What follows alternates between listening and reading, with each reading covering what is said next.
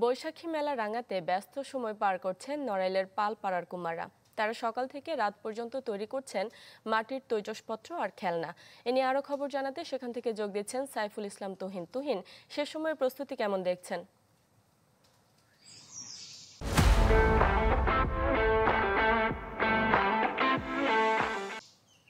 আপনি জানেন যে দুয়ারে পয়লা বৈশাখ, রাত পোহালে পয়লা বৈশাখ। আমরা রয়েছি এখন নড়াইলের দলজিৎপুর পালপাড়ায়।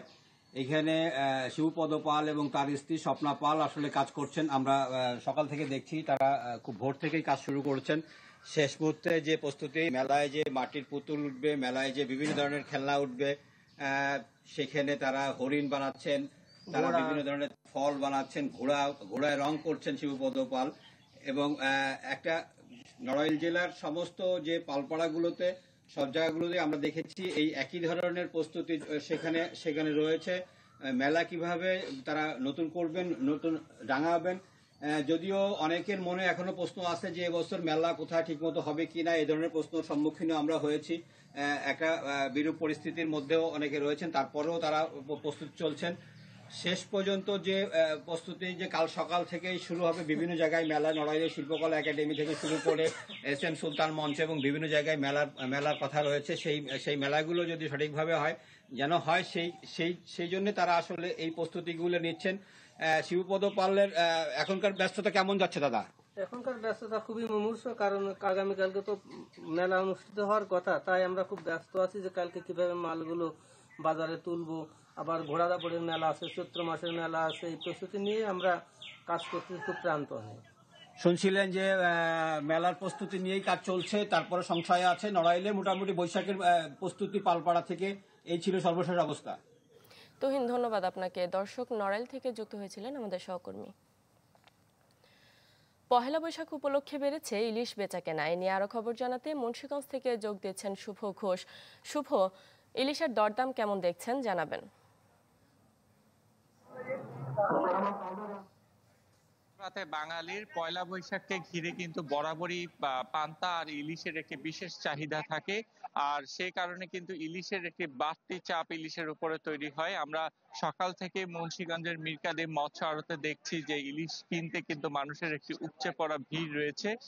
তবে এখানে যারা এসেছেন ইলিশ কিনতে তারা বলছেন যে পয়লা বৈশাখকে ঘিরে ইলিশের যে দাম সেটি কিন্তু ক্রেতাদের অনেকটা হাতের নাগালের বাইরে রয়েছে।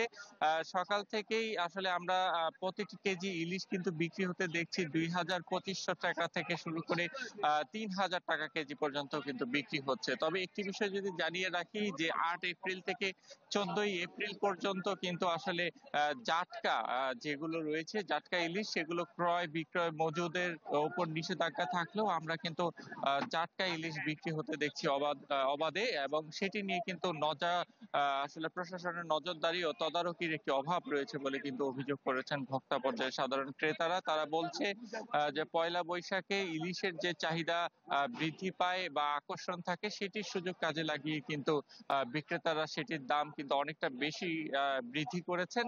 তবে গেল সপ্তাহে কিন্তু একই ইলিশ আমরা দেখেছি যে 700 থেকে 800 গ্রাম ওজন মাঝারি ইলিশ, যেগুলো 900 থেকে 1 কেজি ওজনের, সেগুলো কিন্তু 1200 থেকে 1400 টাকা, 1500 থেকে 1700 টাকা পর্যন্ত বিক্রি হয়েছে। তবে পয়লা বৈশাখকে ঘিরে কিন্তু সেই কেজি প্রতি ইলিশের দাম বেড়েছে প্রায় 700 থেকে 1000 টাকা পর্যন্ত।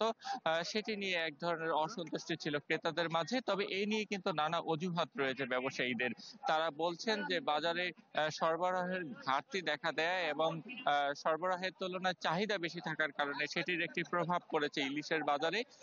তো আমরা সকাল থেকেই এইসব ক্রেতা বিক্রেতাদের যে সাথে কথা বলে দেখেছি যে ইলিশের বাজারে কিন্তু এক ধরনের যে অস্থিরতা সেটি চলছে পয়লা বৈশাখকে ঘিরে।